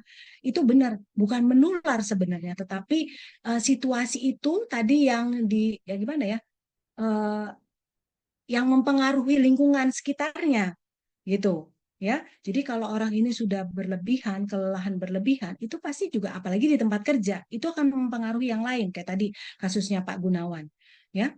Kenapa? Itu jadi mempengaruhi kinerja perusahaan bahkan. Nah, kalau tadi ini juga harus hati-hati ya. Jadi kalau kita menerima curhatan orang, itu artinya kita menerima sampah dari luar. Nah, masalahnya kalau kita menerima sampah dari luar, kita harus bisa mengolah sampah kita dulu. Ya, ini pengalaman pribadi sebenarnya. Ya, jadi awal-awal saya masuk residensi, itu pasien pertama saya bikin saya nggak bisa tidur. Ya, karena apa? Itu kuncinya. Saya belum bisa mengolah sampah saya sendiri sehingga tadi juga menempatkan diri kita untuk berempati, bukan bersimpati. Karena itu beda. Ya, kalau berempati kita mencoba meraba rasakan apa sih yang teman kita ini rasakan sehingga tadi ya kita mencoba untuk membantu. Tapi kalau bersimpati kita drowning, kita ikut tenggelam tuh sama masalahnya dia. Nah, itu tadi ya, kita terima ceritanya dia sedih banget ya, kok ini banget ya. Nah, itu masuk tuh, nggak sadar masuk jadi beban kita. Nah, akhirnya yang tadi dianya sudah baik, kita gantian. Bahkan mungkin kita yang lebih lanjut jadi depresi gitu ya, dengerin cerita orang. Nah, jadi itu juga apa namanya, ada triknya ya. Kalau kita siap menerima apa namanya tadi masukan atau curhatan dari orang, kita harus sudah bisa mengendalikan kita sendiri dulu, masalah kita sendiri. Kalau enggak nanti kita bisa keracunan tuh ya, karena terlalu banyak bebannya. Dan tadi harus ada batasan yang jelas ya, bahwa tadi antara empati dan simpati itu harus batasnya itu harus jelas. Jadi kita nggak masuk dalam masalahnya, tetapi kita hanya mencoba meraba rasakan dengan maksud dan tujuan untuk membantu. Ya, jadi nggak mudah jadi tong sampah. Kira-kira gitu Bu Irin. Gitu ya Kak Sheila, semoga menjawab. Ya, di sini tadi udah mau langsung bertanya Bu Evi, silakan. Silakan Bu Evi. Selamat malam, Dok. Selamat malam, Kak Malam Iren, Bu. Bapak Ibu. Ya. Mau bertanya, Dok, apakah korban bully itu bisa menimbulkan kecemasan atau burnout? Jadi korban Ya. bully di tempat kerja mungkin dia jadi burnout, tapi kalau misalnya di sekolah anak itu jadi anak yang kena anxiety gitu, gangguan kecemasan. Terima Iya. kasih. Baik, terima kasih banyak Bu Evi. Ini juga ya keprihatinan yang kita hadapi ya.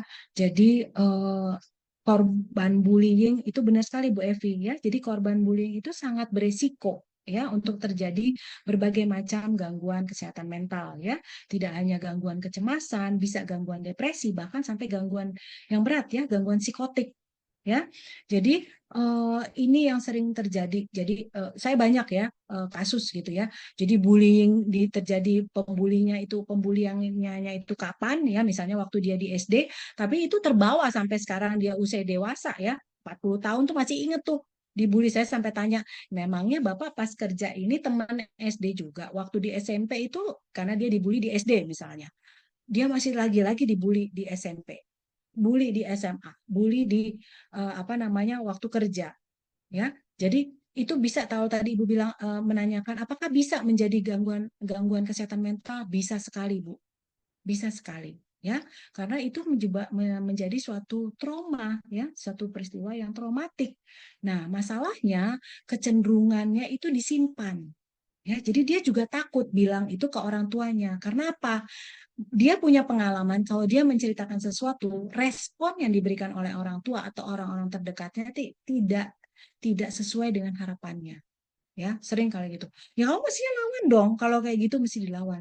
Mereka tuh tidak tahu ya bagaimana di dalam itu, di apa namanya, pada waktu hal itu terjadi, bagaimana kondisinya.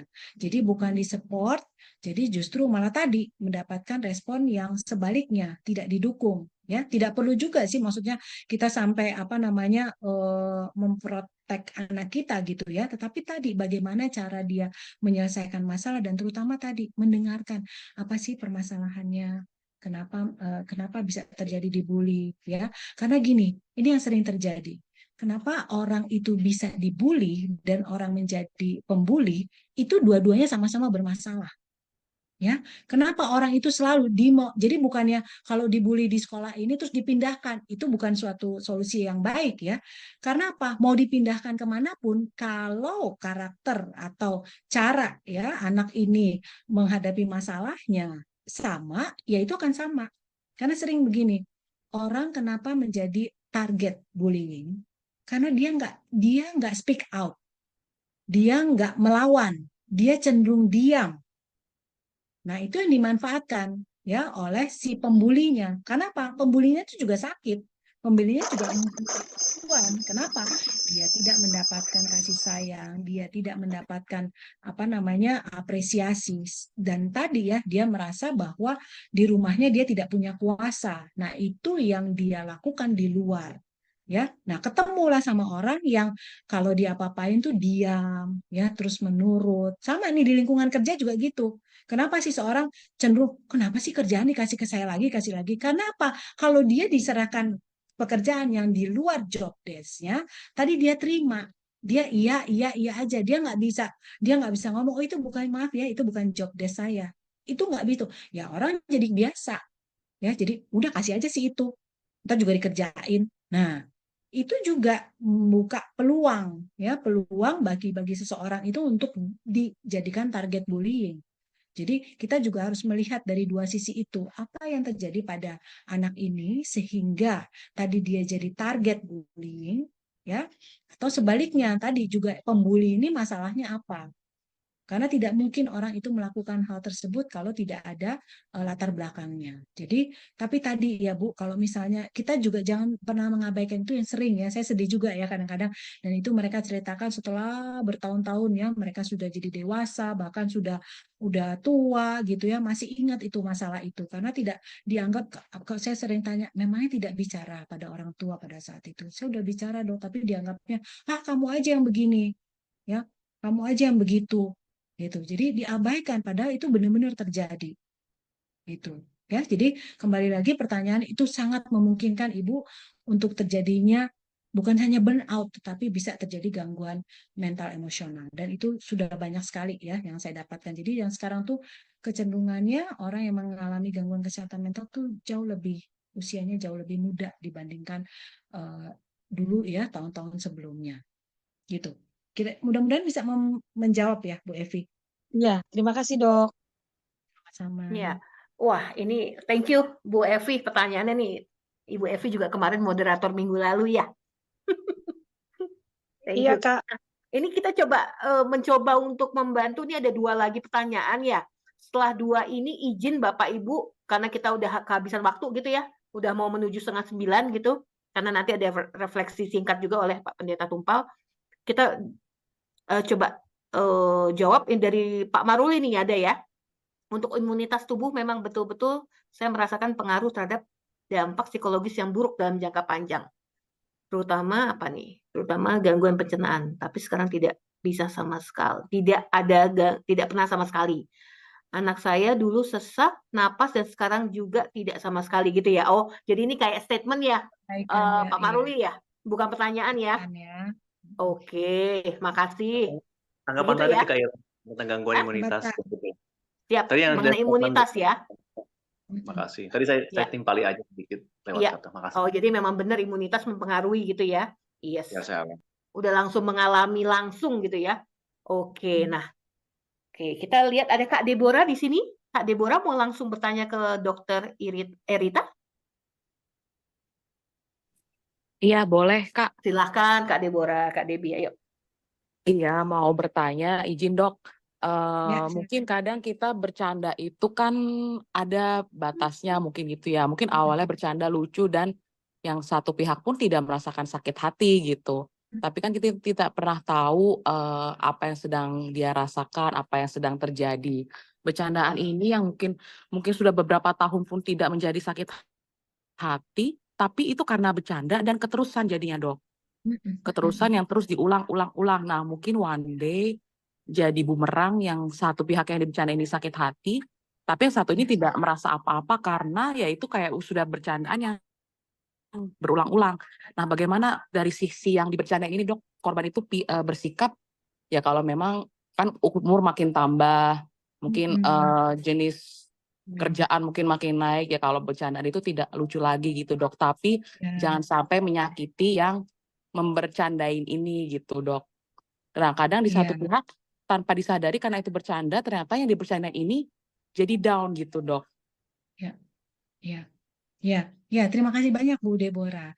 Nah, itu tadi ya. Jadi kita dalam berinteraksi itu seperti hukumnya itu seperti jual beli ya.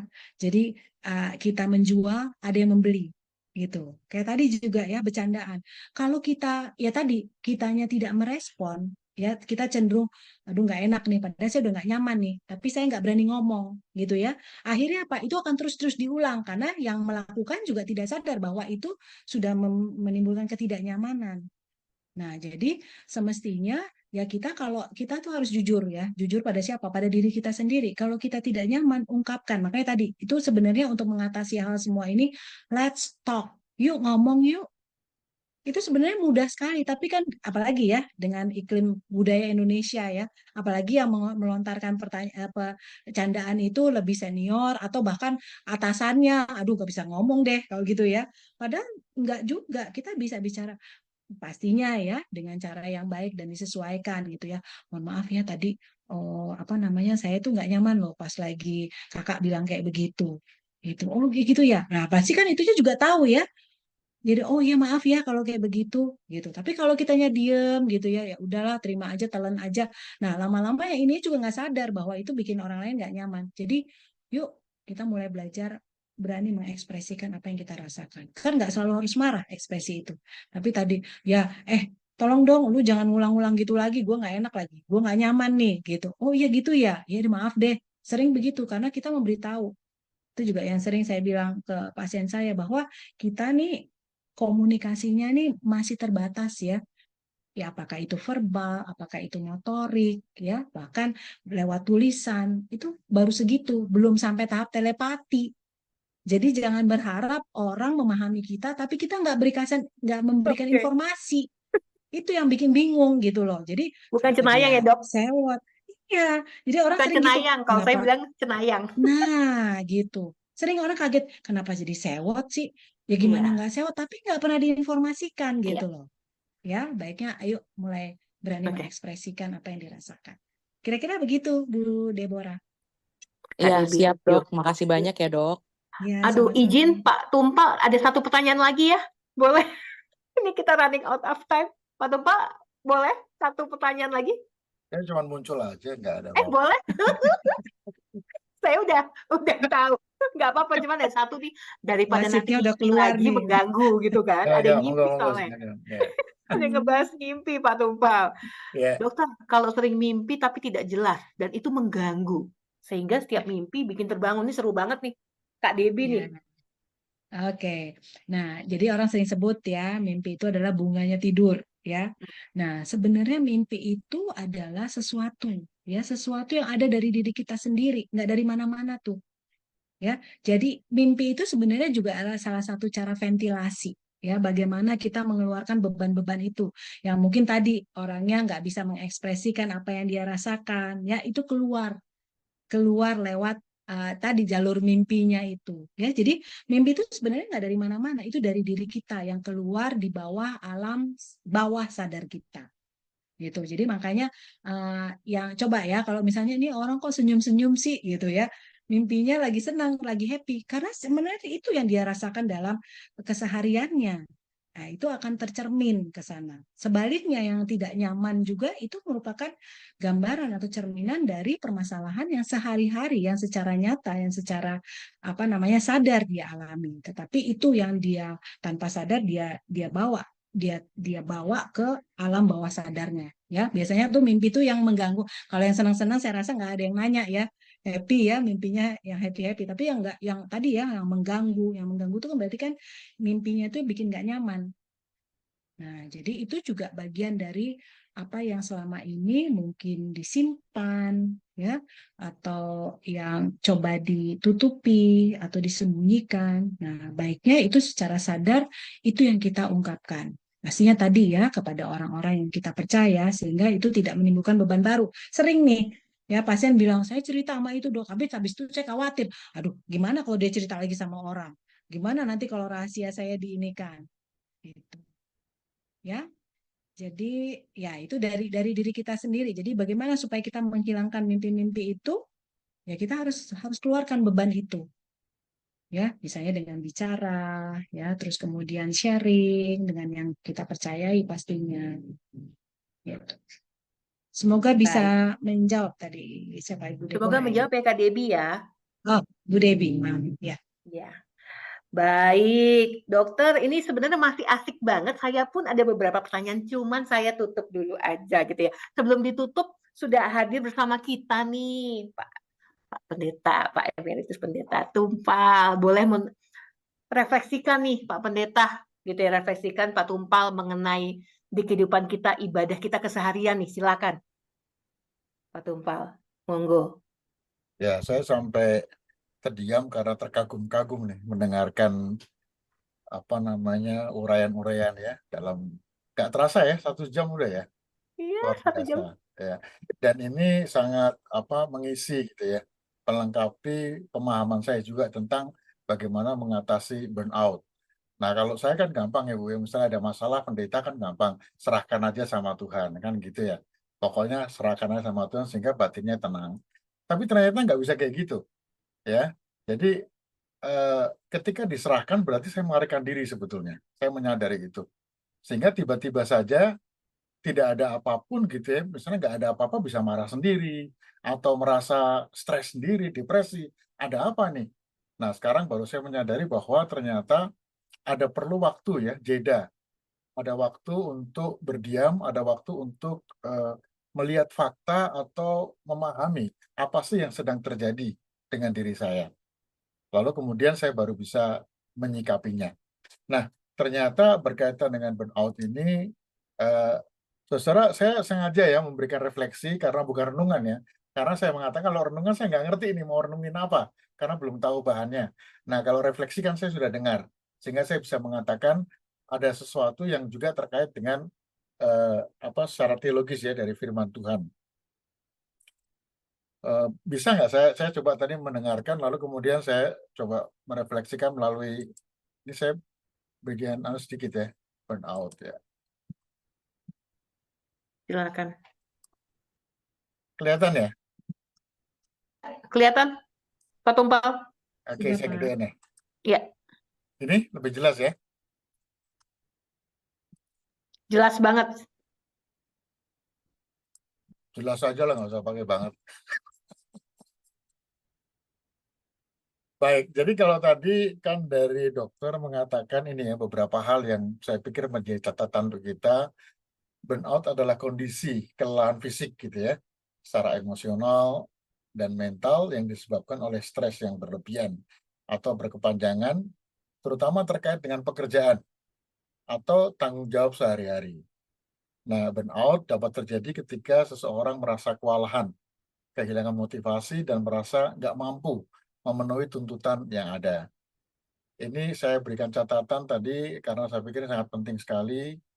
Kemudian hal yang kedua, tanda-tanda burnout, saya coba catat di sini juga kelelahan fisik dan emosional. merasa lelah sepanjang waktu, baik secara fisik maupun emosional, meskipun mendapatkan cukup istirahat. Jadi walaupun sudah kita cukup istirahat, tapi kok tetap aja ya kita merasa lelah. Nah, ini tanda-tanda dari burnout. Kemudian juga mulai merasa sinis atau nggak peduli terhadap pekerjaan atau terhadap orang lain. Karena itu sering menarik diri ya dari interaksi sosial, komunikasi dengan yang lain. Nah, kemudian juga kesulitan untuk fokus terhadap pekerjaan, lalu kelihatan di dalam kinerja atau produktivitasnya juga menurun dan merasa bahwa usaha yang dilakukan tidak berarti. Saya kira ini mungkin tadi catatan sedikit yang saya catat ya, penting sekali. Nah, sekarang saya ngelihat di dalam Alkitab, di dalam tokoh-tokoh Alkitab itu ternyata juga terjadi burnout. Ya, misalnya kita lihat dalam kitab 1 Raja-Raja 18 ayat 20 sampai 40 yang berkaitan dengan Elia. Nah, saya heran juga Elia sebagai hamba Tuhan, setelah dia punya keberanian yang luar biasa untuk menghadapi 450 ya orang-orang yang menyembah Baal itu ya. Jadi orang-orang hebat yang menyembah Baal, nabi-nabinya gitu ya, nabi Baal. Tapi ternyata kemudian dia mengalami depresi atau stres yang cukup berat ya ketika dia diancam. Ya, dia diancam dan akan diambil nyawanya. Nah, saya berpikir di sini yang pertama kenapa dia nggak merasa takut ya? Nah, tapi kemudian yang kedua kenapa merasa takut? Apakah ini tadi yang menjadi pertanyaan? Ini saya juga pertanyaan itu saya. Apakah ini juga tadi pertanyaan dari Pak Gunawan yang berkaitan dengan kelelahan ya? Saya kelelahan, tapi saya masih bisa mengatasinya. Tapi kalau itu berkaitan dengan ancaman, ini kan kaitan dengan kejiwaan ya, dengan emosional, dengan kondisi kehidupan saya. Apakah ini lalu kemudian bisa menyebabkan saya juga mengalami depresi yang berat gitu ya. Lalu kemudian kita lihat Elisa merasa kehabisan energi, kehilangan semangat, dan dia kemudian melarikan diri ya ke padang gurun untuk yang menarik sekali di sini adalah tadi saya berpikir bahwa Tuhan akan marah ya ketika hambanya ini tidak melaksanakan tugasnya. Ternyata yang menarik di sini, walaupun dalam keadaan depresi, nggak punya semangat lagi, nggak punya keinginan lagi untuk melayani, ternyata Tuhan itu masih memberikan kekuatan fisik ya, melalui makanan dan istirahat, serta memberikan tugas baru untuk memperbarui panggilan hidupnya. Jadi ini adalah catatan yang sangat menarik karena ketika kita percaya pada Tuhan, dalam situasi kita mengalami burnout tadi, ketika kita memberikan ruang dan waktu untuk Tuhan ya, memberikan jeda ya, untuk bisa berkomunikasi dengan Tuhan, maka Tuhanlah yang akan memberikan kepada kita kesempatan untuk beristirahat. Ya, jadi bukannya dia malah marah atau mungkin menyingkirkan kita karena nggak mau melakukan pelayanan kita dengan serius, tapi ternyata Tuhan tuh mendatangi kita untuk memberikan kembali kekuatan. Nah, ini juga terjadi pada Yeremia misalnya ya. Seorang Yeremia yang disebut sebagai nabi yang menangis, dia juga banyak mengalami keputusasaan, merasa bebannya berat dan panggilan kenabiannya ya. Kemudian juga dalam Yeremia 20 ayat 14-18 dikatakan di situ, malahan dia mengatakan terkutuklah, ini betul-betul sangat luar biasa kata-katanya ya. Terkutuklah hari kelahiranku, biarlah jangan diberkati hari pada waktu ibuku melahirkan aku. Mengapa aku keluar dari kandungan ibu? Supaya aku melihat kesusahan dan kedukaan dan hari-hariku habis dalam kemaluan, dalam rasa malu gitu ya. Jadi dari kata-kata Yeremia ini nampak sekali bahwa dia sangat mengalami depresi berat sehingga mempertanyakan dia kenapa dia sampai lahir. Nah, ini menarik ya karena orang-orang yang sangat dekat dengan Tuhan itu ternyata di dalam kehidupannya juga akan mengalami ujian-ujian, burnout ya, depresi, lalu kemudian juga kelelahan ya, dan seperti tadi ya, kecemasan, kekhawatiran muncul dalam kehidupan mereka. Saya kira ada beberapa hal yang saya coba catat di sini, prinsip utama ya terkait dengan mengatasi burnout. Tadi sudah banyak juga diutarakan oleh dokter ya, Erita. Saya memberikan beberapa catatan terkait dengan Alkitab ya. Misalnya kata yang pertama, beristirahat di dalam Tuhan. Alkitab mengajarkan pentingnya mengambil waktu untuk beristirahat. Jadi memberikan space ya, memberikan ruang untuk Tuhan, baik secara fisik, emosional maupun rohani. Ya. Nah, Tuhan menciptakan seperti Sabat ya. Hari Sabat itu sebagai hari perhentian yang menunjukkan bahwa manusia itu butuh istirahat untuk memulihkan kekuatannya. Nah, ini yang sangat penting ya. Kadang-kadang kita begitu terburu atau sangat emosional, terburu nafsu untuk menyelesaikan pekerjaan kita atau untuk berprestasi, sehingga kita lupa untuk beristirahat, lupa memberikan kesempatan pada diri kita untuk menata kembali ya, kekuatan dan menata kembali pikiran kita. Lalu saya lihat dalam Matius 11 ayat 28-30 misalnya, kata-kata Tuhan Yesus, marilah kepadaku semua yang letih lesu dan berbeban berat, aku akan memberikan kelegaan kepada kamu. Jadi melalui ayat ini sebenarnya Tuhan tuh mengundang kita ya untuk beristirahat ketika kita mengalami kelelahan, untuk datang kepada Tuhan, berkomunikasi, punya relasi dengan Tuhan. Kenapa? Saya pikir karena ini tadi ya, seperti yang dijelaskan Bu Erita, pentingnya bagaimana kita punya konsep pikir untuk menjaga damai sejahtera kita, menjaga kedamaian yang ada dalam diri kita. Ya, makanya Yesus mengatakan, mari belajar kepadaku, aku memberikan kelegaan kepada kamu. Kemudian yang kedua, mengandalkan Tuhan di dalam kelemahan. Ya, ketika kita merasa lemah dan nggak berdaya, Alkitab mengajarkan untuk tidak mengandalkan kekuatan kita sendiri, tetapi bersandar kepada kekuatan Tuhan. Nah, burnout ini seringkali terjadi karena mereka harus memikul beban sendirian. Tadi sudah dijelaskan sama Ibu Dokter juga bahwa penting kita untuk berkomunikasi atau minta pertolongan juga kepada yang lain. Jadi jangan sendirian ya. Tapi juga di sini Rasul Paulus mau memberitahukan bahwa ketika kita mengalami beban yang berat, mari kita datang kepada Tuhan seperti dalam 2 Korintus 12 ayat 9-10.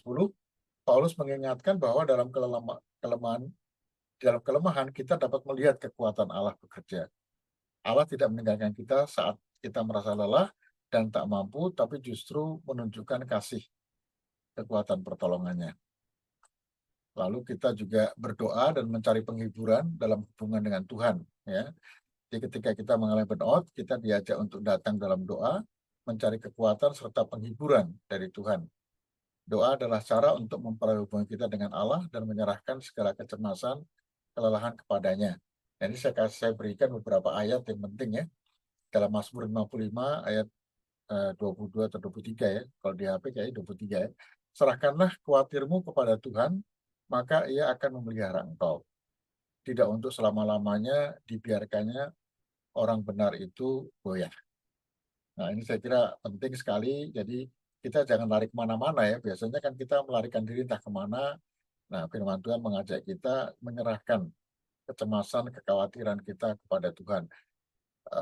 Walaupun tadi saya senang sekali ya secara ada solusi-solusi secara psikologis ya. Secara psikologis apa sih konkretnya yang harus dilakukan? Nah, saya kira ini kita bisa datang pada Dr. Erita ya, untuk memperdalam hal ini ya, tentang bagaimana kita menghindarkan diri dari kecemasan yang terjadi. Kemudian beberapa lagi, ya 4 ya, bersandar pada kasih dan pertolongan sesama. Tadi juga sudah diungkapkan. Nah, dalam Galatia 6 ayat 2 dikatakan, bertolong-tolonganlah menanggung bebanmu. Demikianlah kamu memenuhi hukum Kristus. Jadi, seperti yang tadi dikatakan juga Dr. Erita, supaya kita speak out. Ya. Jadi kita mengungkapkan siapa sih yang sedang terjadi pada diri kita. Meskipun itu sulit, tapi kita mesti latihan ya. Apakah dengan istri atau bahkan dengan anak-anak, orang-orang di sekitar kita, untuk ya menceritakan saja gitu ya. Apakah akan ditolong atau bisa ditolong atau enggak, tapi kita speak out dulu ya. Mungkin kita akan mendapatkan sendiri solusinya itu apa. Karena itu kan masalahnya kita ya. Kadang-kadang ketika kita ngomong dengan orang lain, maka kita juga mendapatkan solusinya. Kita sudah tahu sebagai solusinya, cuma kita karena nggak pernah diomongkan, itu cuma berhenti di bawah sadar. Nah, ini yang terakhir ya, menghidupi panggilan dengan sukacita. Jadi burnout sering terjadi ketika kita kehilangan sukacita dalam panggilan atau pekerjaan yang kita lakukan. Alkitab mengingatkan kita bahwa pelayanan kepada Tuhan dan sesama seharusnya didasarkan pada sukacita dan pengabdian, bukan hanya kewajiban atau beban. Seperti yang tertulis dalam surat Kolose 3 ayat 23, apapun juga yang kamu perbuat, perbuatlah dengan segenap hatimu, seperti untuk Tuhan dan bukan untuk manusia. Nah, ini yang paling terakhir, satu lagi saya mengambilkan bukan dari Alkitab, tapi dari Viktor, ya mungkin ini sudah kenal kita ya, sangat terkenal sekali, Viktor Frankl ya. Dia mengatakan between stimulus and response there is a space. In that space is our power to choose our response. In our response lies our growth and our freedom. Jadi di antara stimulus, sesuatu yang mendorong kita melakukan sesuatu, itu mendorong sesuatu dan merespon sesuatu, sebenarnya itu ada ruang. Nah, ruang inilah, dalam ruangan inilah kita bermain sebetulnya. Kita mau apa nih? Apakah kita mau marah, atau kita mau tenang, atau kita mau datang kepada Tuhan? Jadi berikan ruang ini ya, karena di ruang itulah kita mempunyai kekuatan sebenarnya untuk memilih respons kita, dan di dalam respon itulah terletak pertumbuhan dan kebebasan kita. Kita tahu Viktor Frankl ini mengalami kondisi yang sangat berat ya ketika dia ada di penjara Nazi, tapi ini yang dia lakukan, yang kekuatannya ya. Selalu dia nggak bisa berbuat apa-apa dengan apa yang mengancam atau dia hadapi, tapi dia bisa mengambil sikap. Dia bisa memberikan ruang dan mengambil sikap untuk melakukan satu tindakan. Nah, saya kira ini penting ya, selalu memberikan jeda untuk memberikan ruang dan waktu bagi Tuhan berkarya di dalam kehidupan kita.